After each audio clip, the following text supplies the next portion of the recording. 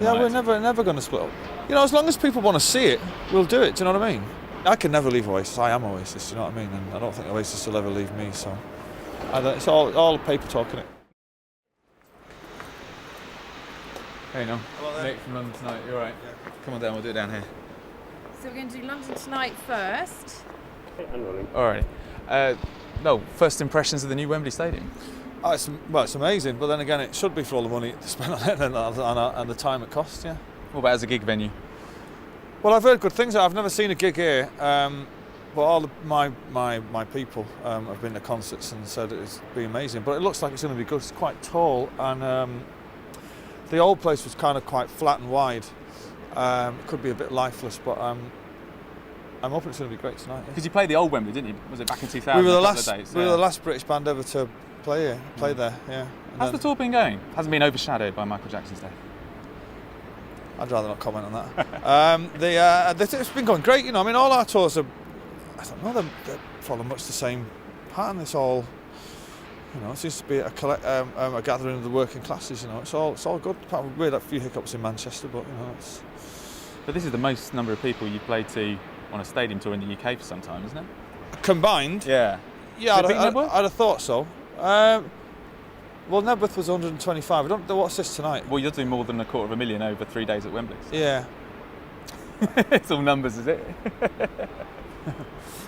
So, there's been a lot of rumours, bookies saying that this might be the last Oasis tour. It's nonsense. Where does that come from then? I don't know. People make comments in the press all the time. Wouldn't put any stock in any of it. So you can nail that rumour on London Tonight. Yeah, we're never going to split up. You're going to end up like the Rolling Stones. Hopefully, yeah. Yeah, what's like Neil Young on the stage pushing 70 at Glastonbury? You know, as long as people want to see it, we'll do it. Do you know what I mean? And I speak for the rest of the band. We all really enjoy being in the studio and making music. But yeah, you know, people kind of take comments that people make and twist them and all that. But you know, I mean, I'd be if there were. I mean, apparently there's kind of bets from the bookies. Yeah, so what? That's what they're saying. 2-1 by October. There's no more Oasis. I could make a fortune by putting $500,000 on myself to leave and then leave for a week or something. But no, see, I can never leave Oasis. I am Oasis. You know what I mean? And I don't think Oasis will ever leave me. So it's all paper talking it. Not tempted to continue your radio presenting career? Because I can see you and Russell Brand as kind of like the Richard and Judy show on telly or something. We are. Who would be who though? Well, he would definitely have to be. I think you'd get first dibs. He'd have to be Judy, wouldn't he? We are. I think there's talk of us doing something else around the next World Cup. I think on the radio. You're starting to do other things, aren't you? Just wondering whether. Well, I've always done other things. You know, I've had #1 singles with other artists and stuff like that with the Chemical Brothers and stuff. But it's nice to do other things. It makes you appreciate this, if you know what I mean. You know, when you see, for instance, working with Ian Brown and people like that, and seeing how they work, makes you appreciate, you know, the level that you've got to. I think so. It's nice to do other things. I'm thinking of taking up maybe ventriloquism after the tour as well. I've quite fancied that. Big fan of any ventriloquists? Well, no, children's entertainment is something I've kind of looked into a bit. I mean, it's nothing better than a captive room full of kids, eh? It's a big market. Well, I'll tell you what, you're £50 a day you get for that. Could be on to Michael Jackson again.